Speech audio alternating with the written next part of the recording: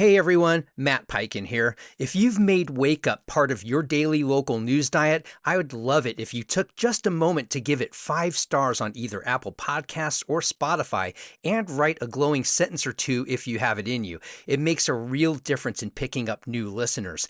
Thanks so much for the boost. All right, on with the news.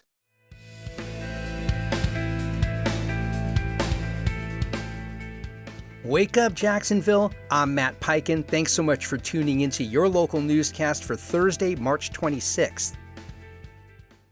St. Johns County commissioners are asking Governor DeSantis to veto a development bill they say would limit local control over growth decisions. The board voted Tuesday to send a letter opposing House Bill 0399. The measure would require local governments to use specific, measurable standards when deciding if a project is compatible with its surroundings. Terms like community character couldn't be used on their own to deny applications. Supporters say the bill addresses Florida's housing affordability crisis. County leaders argue it weakens their authority. If signed, the law takes effect next year. Read more at Jacksonville Today. Jacksonville City Council has approved a $5 million loan to help build 240 affordable housing units along Beach Boulevard near St. John's Bluff Road. The unanimous vote clears the way for Vestcor companies to develop the 8-building complex on vacant land at 11,000 Beach Boulevard. All units will be reserved for renters earning up to 60% of the area median income. The loan carries 1% interest over 20 years and will be repaid through the city's general fund. Construction is expected to start by September and finish in 2028. Read more in the Daily Record.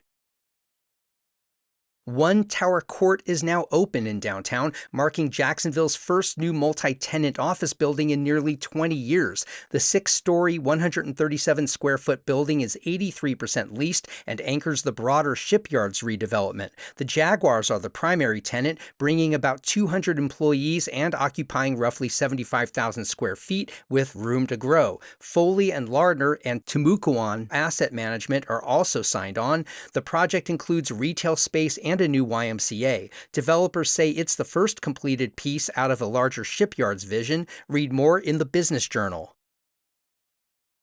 The Jacksonville Sheriff's Office has identified a suspect in a high-speed hit-and-run that killed a 27-year-old woman in early January. Detectives say 23-year-old Alexander Rivera Russo is wanted in connection with the 3-vehicle crash on University Boulevard South near Atlantic Boulevard. Investigators say a Dodge Challenger was traveling more than 100 miles an hour when it hit Savannah Pendarvis's Nissan, which spun into a utility pole and caught fire. 2 people in another vehicle were hospitalized and survived. Police say the Challenger's driver ran away. Anyone with information is urged to contact authorities. You can read more in the Times-Union. And a Jacksonville City Councilman wants to place safe haven baby boxes at one fire station in each city council district.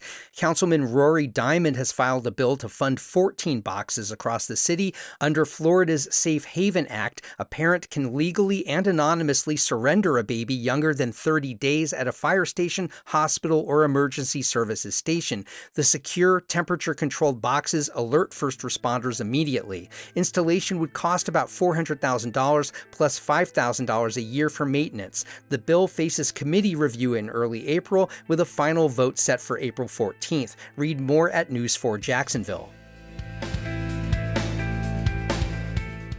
I want to let you know this will be the final week of Wake Up broadcasts and that this Friday will be the last episode. I know for some of you this podcast became an important part of your local news diet and I really appreciate you listening. I'm not saying it'll be gone forever, but for now I need to turn my attention to another project. If you're a regular listener, I'd love to hear from you. Feel free to write me at editor@wakeupthenews.org. I'll see you through the rest of this week.